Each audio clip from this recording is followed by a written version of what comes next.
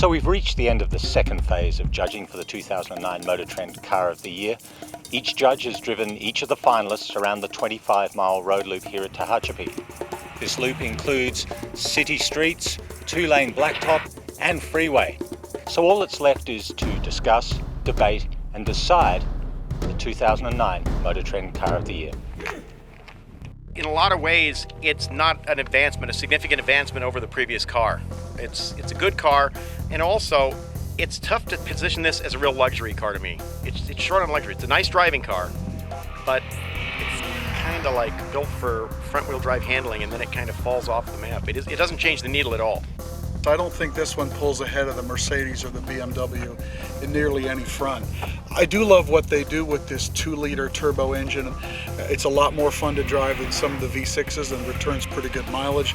They push the engine a little bit further back than it used to be. I don't feel as much of that pendulum effect, but a nice piece, luxurious, nice looking, but in-class superiority, not this time.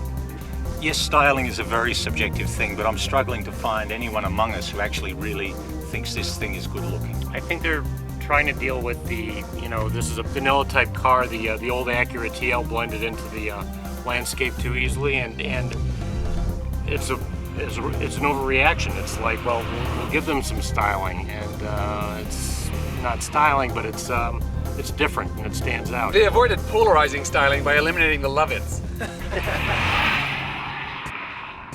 I really appreciate the very small size of it. That the tidy dimensions makes it feel, very tossable. Cameron Road seemed much bigger in this car than it did in some of the other ones.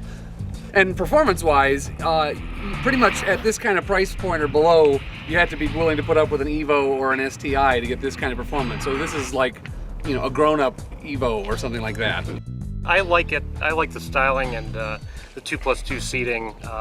This reminds me of a modern kind of 4-door hardtop. It's my guess that it'll be easier to sell a $40,000 Passat that looks like this than it was to sell a $40,000 Passat with a W8 in it. So the significance is that they're taking another swing at $40,000 Passat, and it's probably likely to be more successful. But it's still a VW badge, and again, the European curse of The Euro. The Euro, right. This size vehicle is popular in Europe and Asia for very logical reasons. They have small roads, gas is very high, twice the price it is here. So these cars make a lot of sense. I'm just wondering whether a B car is actually relevant for the United States. Does it make sense here? Or I kept wondering how good this car would be if it was on a Honda Civic platform, which gave it just a little bit more width, a little bit more shoulder room. It would have hit a sweeter spot in the market. Being a much better Mazda 6 is good, but that doesn't necessarily move you to where you need to define the segment. And that's where this car is. It's a very, very good mid-sized car, but it's not yet a car that redefines the segment. I was kind of there too. I was underwhelmed at first at the proving ground, but out here I was very impressed. But I can't say for sure that it's better than a Camry SE V6. At the test track, I was a little unimpressed compared to my expectations. A little bit more impressed driving it here. But the big reaction I have is just basically emotional. I like the look of this car. I like how it feels. It feels very solid. It's just a car that just touches me emotionally, and I like it a lot.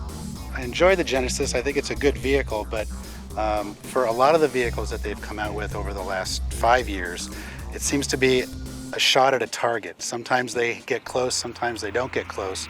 This is clearly an attempt to do something as far as a strategy that they've been doing for the last couple of years. Offer something that does as well or maybe just a tiny bit better than other vehicles in the segment for $6,000 or $7,000 or $8,000 less. And sometimes that's going to work and sometimes it's not. Yeah, I think what really got to me, we're all blown away by the GTR at the test track. I mean, the numbers, outrageous. The performance when you're pushing it really, really hard, it's just breathtaking. But I wasn't ready to put it to the very top of my list until I came out here and drove it in the real world, and I felt all of a sudden that the car shows that it can really do anything you want it to do. You could cruise in this car. I could live with it, more than I thought I could. And on the winding road, it was perfectly happy. I didn't feel like I was being beat up, and yet the speeds we were going were probably 10 miles an hour faster than anything else. it really is remarkably well-rounded, and something I didn't quite expect from the very outset for a car that has numbers as high as this one. To me, at normal driving speeds, it's boring. It's a thrilling car at the limit and boring at normal speeds. I think it's extremely unattractive.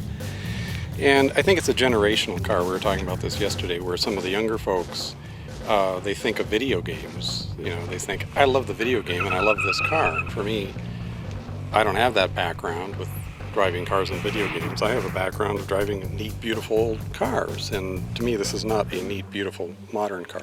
Well, it's been one of the highest quality fields for MotorTrend Car of the Year judging that we've had in years. But the debate and the discussion is over. So now it's time to vote and decide the 2009 MotorTrend Car of the Year. We do have a winner, and I think reflecting the quality of the field, you should know that 4 cars received primary votes, which I think is most that we've had ever. But the winner is the Nissan GTR.